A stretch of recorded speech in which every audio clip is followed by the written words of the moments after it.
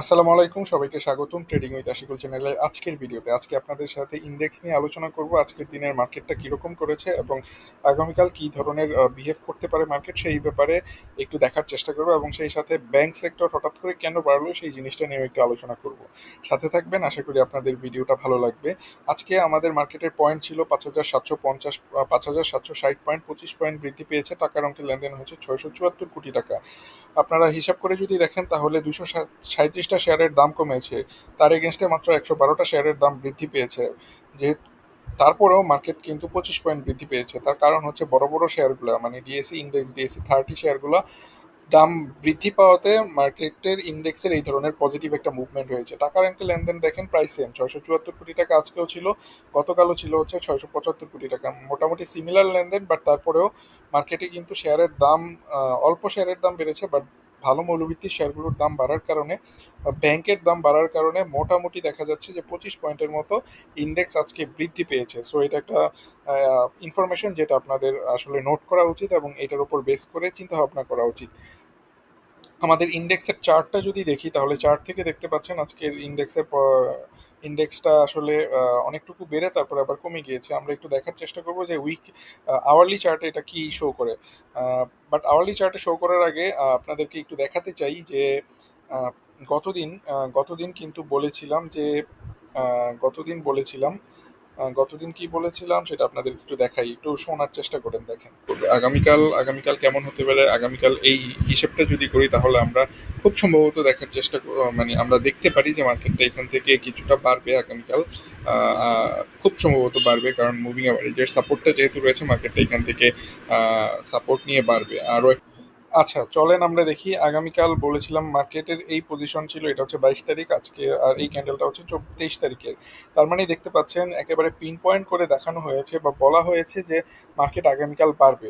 Market আজকে বাড়লো প্রথম ঘন্টায়, তারপরে একটু কনসোলিডেট করলো 3 ঘন্টা, তারপরের ঘন্টায় মানে শেষ ঘন্টায় এসে 2টা থেকে 2টা 30-এর মধ্যে মার্কেটটা কমলো, কমে আবার বৃদ্ধি পেয়েছে কিছুটা।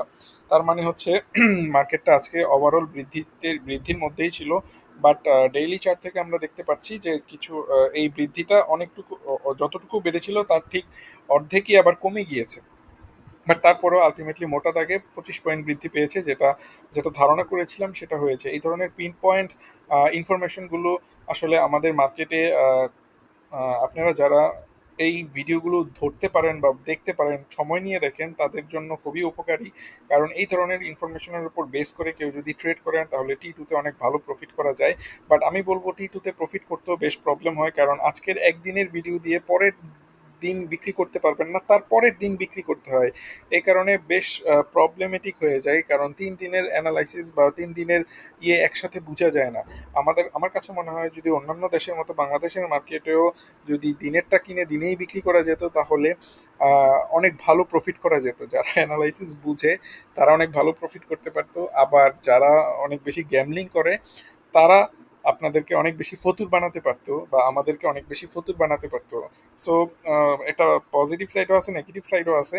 বাট সবাই, আমার মনে হয় যদি এই জিনিসটা হয় তাহলে সবাই হচ্ছে অ্যানালাইসিস শিখে যেত, অ্যানালাইসিস বোঝার চেষ্টা করতো, কারণ যেহেতু অ্যানালাইসিসে কাজ হয় এবং প্রফিট করা যায় অ্যানালাইসিসের মাধ্যমে। অনেকের ধারণা যে অ্যানালাইসিস থেকে প্রফিট করা যায় না। টেকনিক্যাল অ্যানালাইসিস অনেক ভালো একটা টুল শেয়ার মার্কেটে বিজনেস করার জন্য, এবং এই টুলটা যারা আয়ত্ত করতে পারে তাদের জন্য বেশ ভালো হয়। তো আজকের দিনের যদি ব্যাপারটা আমরা হিসাব করে দেখি, আমি একটু আগে থেকে বলি আপনাদেরকে। আহ, প্রায় হচ্ছে আহ,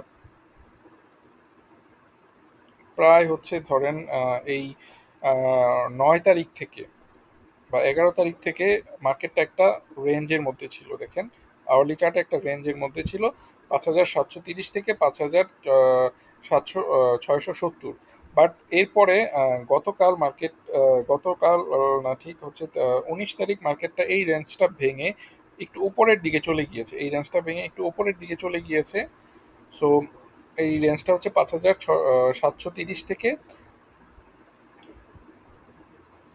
5,790 পর্যন্ত, এই রেঞ্জের মধ্যে চলে গিয়েছে। তার মানে মার্কেটের রেঞ্জটা কিন্তু উপরে উঠছে। এখানে আমি দেখেন মার্কেটের রেঞ্জটা হচ্ছে একটু উপরে উঠছে।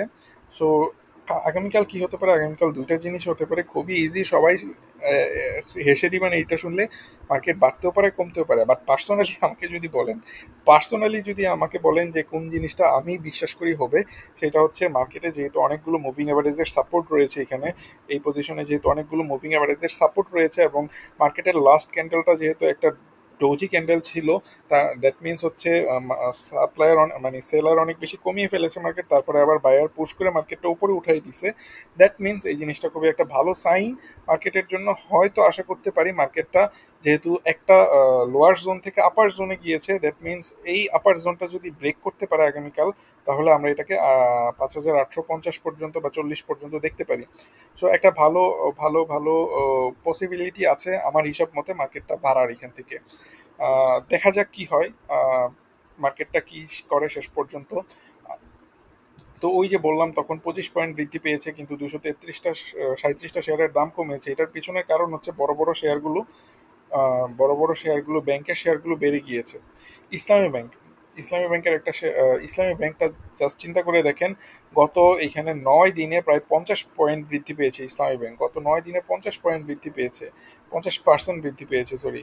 50 টাকার পোর্টফোলিও 75 টাকা হয়ে গেছে। জাস্ট চিন্তা করে দেখেন কতটুকু বৃদ্ধি পেয়েছে। এটা বৃদ্ধি পাওয়ার কারণ কি? আমি আমি আরেকটা ব্যাংক দেখাই আপনাদেরকে, এসআইবিএলটা দেখাই।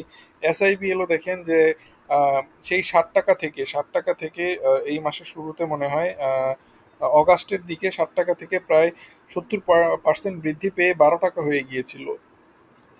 এরপরে কিছুটা কমে চার দিন হলো আজকে নিয়ে 4 দিন হলো বৃদ্ধি পাচ্ছে। এরপরে ধরেন ব্র্যাক ব্যাংক। ব্র্যাক ব্যাংক দেখেন, ব্র্যাক ব্যাংকটা কি পরিমাণ বাড়লো। ব্র্যাক ব্যাংকটা প্রায় 55 পয়েন্ট বাড়ছে বা 70 পয়েন্ট, 60 পয়েন্ট বাড়ছে। 60% পয়েন্ট বলছি বারবার, 60% বৃদ্ধি পেয়েছে। 60% বৃদ্ধি পেয়েছে। এগুলোর একটাই মাত্র কারণ মার্কেটে আমি আপনি হচ্ছে দৈনিক চিন্তা করি, আর যারা ইনভেস্টর, বড় বড় ইনভেস্টর আছে, সবাই না, কিছু কিছু ভালো ইনভেস্টর আছে যারা অনেক কিছু জ্ঞান নিয়ে তারপরে মার্কেটে আসছে। তারা দেখা যায় যে মার্কেটের যেহেতু আমাদের ইকোনমি এখন বুলিশ, সবাই টাকা দেওয়ার চেষ্টা করছে, বিশ্বব্যাংক, এডিবি টাকা দেওয়ার চেষ্টা করছে, ডলার দেওয়ার চেষ্টা করছে, আমাদের রেমিটেন্স ইনফ্লো অনেক অনেক অনেক ভালো। যারা প্রবাসী আছেন তারা অনেক বেশি বৈধ চ্যানেলে টাকা পাঠাচ্ছেন। আমাদের গার্মেন্ট সেক্টরে কিছু অস্থিরতা থাকার পরেও মোটামুটি এখন পর্যন্ত বড় লেভেলের কোনো অস্থিরতা হয়নি। সেটেল ডাউন হচ্ছে সব কিছু মোটামুটি, ইকোনমির দিক থেকে আমরা সেটেল ডাউন হচ্ছি। বাংলাদেশ ব্যাংকের গভর্নর একটা ভালো মানুষ হয়েছে, সো উনিও পজিটিভ সব কিছুতে, অর্থমন্ত্রীও পজিটিভ সব কিছুতে। আলটিমেটলি দেখা যাচ্ছে এই ইকোনমিক স্ট্যাবিলিটিটা হয়েছে, এবং ব্যাংক সেক্টরে যেই দুর্নীতিটা হয়েছিল, সেই দুর্নীতি থেকে আলটিমেটলি মানুষজন আমরা বেরিয়ে আসব 6 মাস সময় বা 1 বছরের মধ্যে। আর সেই কারণে যারা এটা বুঝতে পারছে, যারা এই জিনিসটা বুঝতে পারছে, তারা অনেক তাড়াতাড়ি ব্যাংকে অনেকগুলো টাকা ইনভেস্ট করে ফেলছে। এখন অনেক বেশি হাই প্রাইস হয়ে গিয়েছে। আপনি হচ্ছে এই লেভেলে কিনবেন, এই লেভেলে কেনার পরে আপনার কি মনে হবে যে যে এখান থেকে ব্যাংক বাড়বে, কিন্তু আলটিমেটলি 6 মাস পরে যেই প্রাইসটা হওয়া দরকার, এখনই সেই প্রাইসটার অলরেডি হয়ে রয়েছে। আপনি সেই চিন্তা করে কিনবেন, কেনার পরে আস্তে আস্তে হয়তো দেখবেন যে ব্যাংকের শেয়ারের প্রাইসগুলো কমে যাচ্ছে। এই ইভেন্টটাকে বলা হচ্ছে buy the rumour sell the news. Rumour আছে বা হচ্ছে ইনভেস্টররা, বড় বড় ইনভেস্টররা চেনে গিয়েছে যে মার্কেটের এই ব্যাংকগুলো ভালো হবে সামনে, তারা আগে থেকে কিনে তাদের পোর্টফোলিও সব ফিনিশ করে রাখছে, সুন্দর করে সাজাই গুছাই রাখছে। এখন হচ্ছে খালি সেল করার টাইম। আস্তে আস্তে আস্তে আস্তে সময় যাবে, তারা এই জিনিসগুলো সেল করবে। বাট যেই মোমেন্টামটা আসছে ব্যাংকে, এই মোমেন্টামটা খুব সহজে ভেঙে যাবে না। এই মোমেন্টামটা অনেক দিন থাকবে। এইখান থেকে অনেকে কিনে প্রফিট করতে পারবেন, বাট একটু রিস্ক থাকবে, আপনারা একটু সাবধানে এই বিনিয়োগটা করবেন। তো এই ছিল আজকের আলোচনা। আশা করি সবাই ভালোভাবে বুঝতে পেরেছেন কি বুঝাতে চেয়েছে। কোনো ভয়ের কিছু নাই। মার্কেট যেহেতু মোমেন্টাম আছে, এই মোমেন্টামে অনেকে হয়তো প্রফিট করতে পারবেন ব্যাংক থেকেও, বাট একটু কশাস থাকবেন লং টার্মের জন্য। তো এই ছিল আজকের আলোচনা। সবাই ভালো থাকবেন, সুস্থ থাকবেন। আল্লাহ হাফিজ।